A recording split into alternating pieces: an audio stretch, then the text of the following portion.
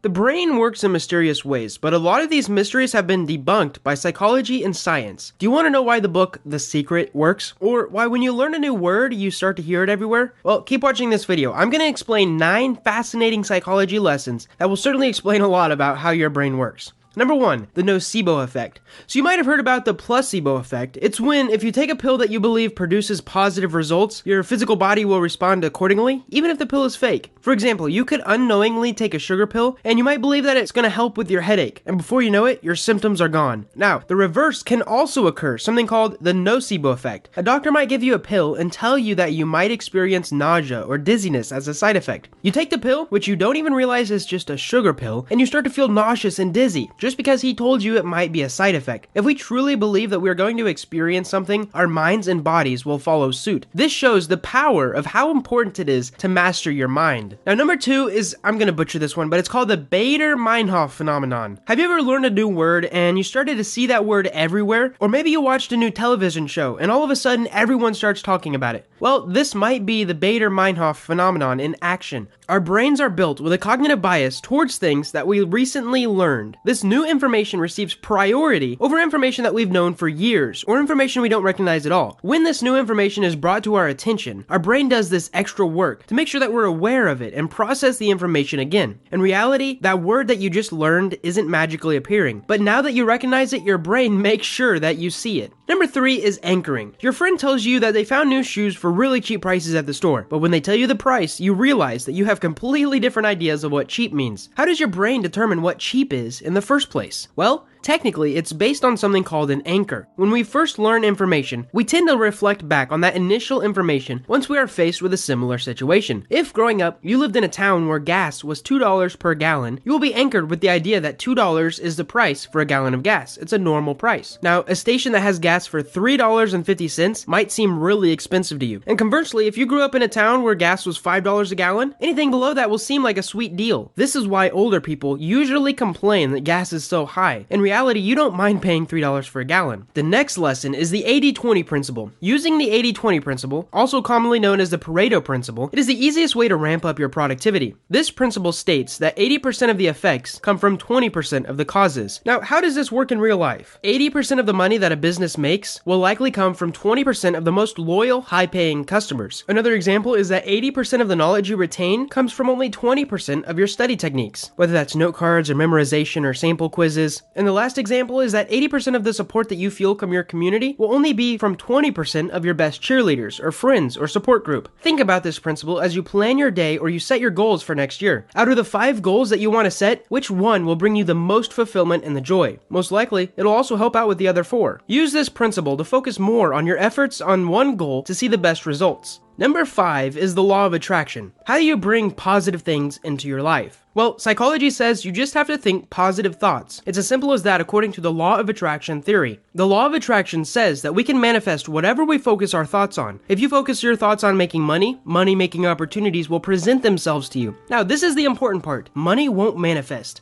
but the opportunity to make money will. You still have to put in the action. You can't just sit on your couch. If you focus your thoughts on meeting wonderful people, you will start to see wonderful people everywhere. You might be thinking it's just one of those wise old mountain guru hippie talk, but in reality, you have something called a reticular activating system in your brain that causes the law of attraction to work. Your brain is overloaded with billions of things every day, and your brain has to choose what is important. So what it does is it offloads the process of finding things to focus on to the reticular activating system. Well, you can tell your reticular activating system that it should be looking for job opportunities, or cute girls, or a way to speed up your business process. Those were all there before, but now your brain is actively searching for them, just like when you learn a new word and the Bader-Meinhof phenomenon occurs. Number 6 is something called the similarity attraction principle. Everyone has preferences. Our brain might automatically switch off whenever we talk to a person that we don't like or maybe taste new flavors. But how does the brain determine what we like and what we don't like? Well, the similarity attraction principle says it starts with us. We tend to be attracted to the things that are similar to us. We might feel comfortable around people who look like us, people who talk like us, or even even people who come from the same places that we came from. We gravitate towards organizations that share our values, or groups that focus on an activity that we participate in. In fact, if you have a beard, and a person with a beard asks you to do something, you'll be much more likely to follow through than if the request was asked by someone without a beard, because you subconsciously feel similar to the person with the beard. This is also one of the major reasons that the law of attraction works. If we become a person that thinks positive things and holds a positive attitude, we will recognize and will be drawn